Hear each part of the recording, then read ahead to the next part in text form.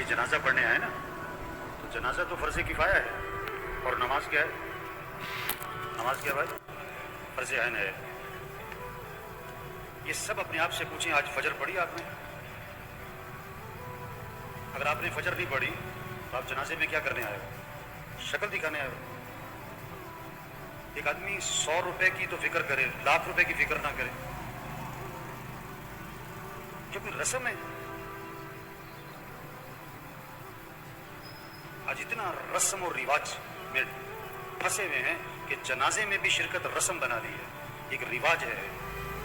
ابھی جنازہ پڑھیں گے، عصر پھر نہیں پڑھیں گے، ابھی جنازہ پڑھیں گے، فجر میں پڑھے سو رہے ہوں گے، یہ پتہ کون ہے؟ ڈھیٹ ہو گئے، دل گندے ہو گئے، دل سیاہ ہو گئے، دل پتھر ہو گئے، دل زنگالود ہو گئے، دل تباہ ہو گئے ہیں۔ کوئی ہوش میں آئے، ہوش میں آئے۔ نشے میں آدمی ہوتا ہے نا، نشے میں تو بات سمجھ میں نہیں آتی اس کے، کیونکہ نشہ ہے۔ نشہ صرف شراب اور چرس کا نہیں ہے، یہ پیسہ بھی نشہ ہے، یہ جوانی بھی نشہ ہے، یہ کاروبار بھی نشہ ہے، یہ جہالت بھی نشہ ہے۔ آج لوگ نشے میں، جو اذان سن کے نماز پڑھنے نہیں جاتا یہ نشے میں ہے، جو فجر میں نہیں اٹھتا نماز نہیں پڑھتا یہ نشے میں، یہ ٹن ہے۔ اور اگر ان باتوں کو سن کر اس کا نشہ نہ ٹوٹا تو موت کا فرشتہ اس کا نشہ توڑے گا پھر، اور اس کا فائدہ کوئی نہیں ہوگا۔ نماز نماز نماز 5 وقت، کوئی گنجائش نہیں نماز چھوڑنے کی۔ آپ بوڑھے ہو، بیمار ہو، نماز پڑھو، وضو نہیں کر سکتے، تیمم کر، نماز پڑھنی ہے۔ کھڑے ہو کے نہیں پڑھ سکتا، بیٹھ کے پڑھ، نماز پڑھنی ہے۔ بیٹھ کے نہیں پڑھ سکتا، لیٹ کے پڑھ، نماز پڑھنی ہے۔ یہ کون ہے؟ یہ جنازوں میں بڑے اہتمام سے آتے ہیں، اور بیان بھی سن چکے ہیں ہزاروں دفعہ، لیکن فجر نہیں پڑھتے، زور میں نہیں اٹھتے دکان سے۔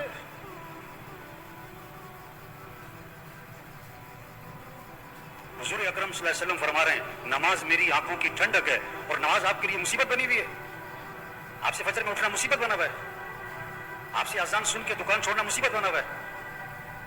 اللہ کے نبی تو فرمایا نماز میری آنکھوں کی ٹھنڈک ہے۔ آپ نے فرمایا اسلام اور کفر میں فرق کرنے والی چیز نماز ہے۔ اگر آپ نماز نہیں پڑھ رہے، اگر آپ نے آج فجر نہیں پڑھی، آپ کفر کی طرف جا رہے ہو۔ یہ جنازہ پیغام ہے، ہوش میں آؤ، نماز پڑھو، دین سیکھو۔ نماز کے فرائض سناؤ، نہیں آتے؟ کیوں نہیں آتے؟ سیکھے نہیں؟ دین سیکھو، یہ پیغام ہے۔ قرآن پڑھو، قرآن پڑھو، قرآن پڑھو۔ یہ قبر میں اخبار نہیں، یہ موبائل نہیں کام آئے گا۔ قرآن قرآن قرآن قرآن۔ سال ختم ہو رہا ہے، میاں صاحب کا، شیخ صاحب کا قرآن ختم نہیں ہوتا ہے۔ صبح اٹھتے ہی قرآن نہیں کھولتا ہے، موبائل کھولتا ہے۔ آپ صلی اللہ علیہ وسلم نے فرمایا قرآن پڑھا کرو، یہ قیامت کے دن تمہارے لیے سفارش کرے گا۔ آپ نے فرمایا جو رات کو سورہ ملک پڑھے گا اللہ اسے قبر کے عذاب سے بچا لیں گے۔ قرآن پڑھو بھائی، اللہ کا ذکر کرو، ہاتھ میں تسبیح نظر آنی چاہیے۔ موبائل بھی رکھو، تسبیح بھی تو رکھو۔ سب کی جیبیں چیک کرو، 2 موبائل نکلیں گے، تسبیح ایک بھی نہیں نکلے گی۔ کسی کو موبائل تحفے میں دو، بڑا خوش ہوتا ہے، کسی کو تسبیح تحفے میں دو۔ آپ صلی اللہ علیہ وسلم نے فرمایا جو 100 مرتبہ پڑھے لا الہ الا اللہ لا الہ الا اللہ لا الہ الا اللہ، فرمایا جو 100 مرتبہ روزانہ پڑھے گا جب قیامت کے دن اٹھے گا تو اس کا چہرہ 14ویں رات کے چاند کی طرح چمک رہا ہوگا۔ آپ صلی اللہ علیہ وسلم نے فرمایا جنت کی چابی لا الہ الا اللہ۔ آپ نے فرمایا جنت کی قیمت لا الہ الا اللہ۔ آپ نے فرمایا ایمان کو تازہ کرتے رہا کرو۔ حضور صلی اللہ علیہ وسلم فرما رہے ہیں ایمان کو تازہ کرتے رہا کرو، جیسے جسم کو تازہ کرتے ہو، کپڑے بدلتے ہو، گھر کی صفائی کرتے ہو، اپنے ایمان کو بھی تازہ کرو۔ صحابہ نے عرض کیا حضور ایمان کو کیسے تازہ کریں؟ آپ نے فرمایا لا الہ الا اللہ، اس کو 10 دفعہ 50 دفعہ 100 دفعہ نہیں، فرمایا کثرت سے پڑھا کرو لا الہ الا اللہ لا الہ الا اللہ لا الہ الا اللہ۔ جتنا کثرت سے پڑھو گے تمہارا ایمان تازہ ہوتا رہے گا۔ تسبیح کریں میرے بھائیو، ذکر سے دل نرم پڑتا ہے، پھر دین کا شوق، پھر مسجد کا شوق، پھر نماز کا شوق، پھر گناہوں سے نفرت آتی ہے۔ اگر آپ کا نماز پڑھنے کو جی نہیں چاہتا نا، آپ کا دل سخت ہو گیا ہے۔ آپ کا مسجد آنے کو جی نہیں چاہتا نا، آپ کا دل تباہ ہو گیا، برباد ہو گیا ہے۔ دل کی صفائی کرو قرآن سے، دل کی صفائی کرو اللہ کے ذکر سے، دل کی صفائی کرو موت کی یاد سے۔ آپ نے فرمایا قبرستان جایا کرو۔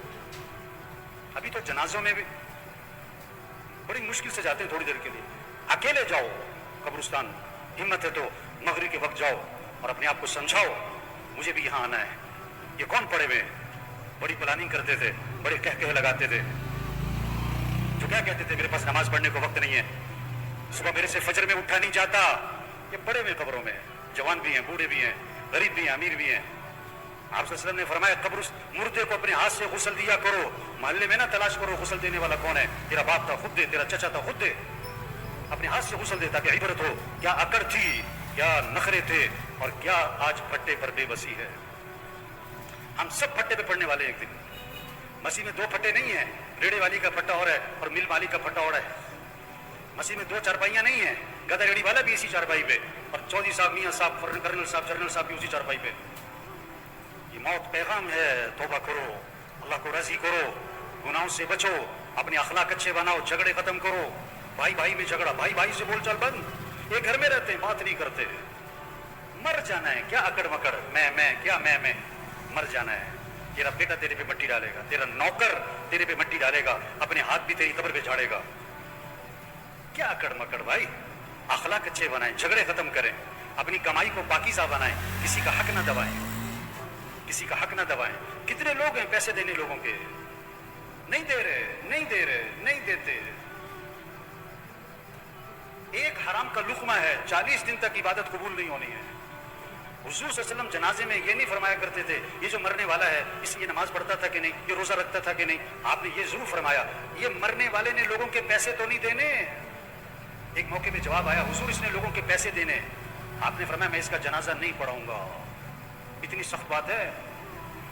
कितने लोग हैं पैसे देने नहीं देते, सगी बहनों को विरासत में हक नहीं देते। लोग हज पे जा रहे हैं, उम्रे कर रहे हैं, पहली सब में नमाजें पढ़ रहे हैं, बहनों का हक दबाया हुआ है। ये डाकू है, डाकू। हाँ, बहनों का हक दो मेरे भाइयों, अपनी कमाई को पाकीज़ा बनाएं, अपने फंक्शनों को म्यूजिक से पाक करें। ये जहाँ शादियों में फंक्शनों में म्यूजिक चल रहा होता है, कौन लोग बैठे होते हैं? यही लोग बैठे होते हैं, इन्हीं में से हैं जो बैठे होते हैं, इन्हीं में से हैं जो बैठे होते हैं। जहाँ नाच गाना है, जहाँ म्यूजिक है, जहाँ ढोल ढमक्का है, अपने अंदर ईमानी गैरत पैदा करो, ईमानी जुर्रत पैदा करो। ऐसे फंक्शन में नहीं बैठना जहाँ म्यूजिक चलता है, जहाँ नाच गाना होता है। ये मौत का पैगाम है। तौबा कर लो, तौबा कर लो। एक सहाबी ने अर्ज किया, हुजूर मुझे नसीहत फरमाएं। आपने क्या फरमाया? नमाज पढ़ो तो ये समझकर कि जिंदगी की कौन सी नमाज है, पता नहीं किसकी आखिरी जोहर है, किसका आखिरी दिन है। मरने वाले बूढ़े नहीं, जवान भी हैं, बीमार नहीं, तंदुरुस्त भी हैं, गरीब नहीं, अमीर भी हैं, फारिग नहीं, मसरूफ लोग भी मर जाते हैं। दूसरों का जनाजा पढ़ाने वाले, उनका भी जनाजा होता है। दूसरों को कंधा देने वाले, उन्हें भी कंधे पे उठाया जाता है। इबरत का सामान है मेरे भाइयों, जहां सारा इबरत ही इबरत है, जहां में है इबरत के हर सू नमूने, मगर तुझको अंधा किया रंगो बूने। जगह जी लगाने की दुनिया नहीं है, ये इबरत की जा है, तमाशा नहीं है। बचपन ने पहले तुझको बरसों खिलाया, जवानी ने फिर आके तुझको मजनू बनाया, बुढ़ापे ने फिर आके तुझको क्या क्या सताया, अजल तेरा कर देगी बिल्कुल सफाया। हम सब ने मरना है मेरे भाइयों, तौबा करें। ये सारा मजमा नियत करे अल्लाह को राजी करना है इंशाअल्लाह। आखिरत की तैयारी करनी है भाई।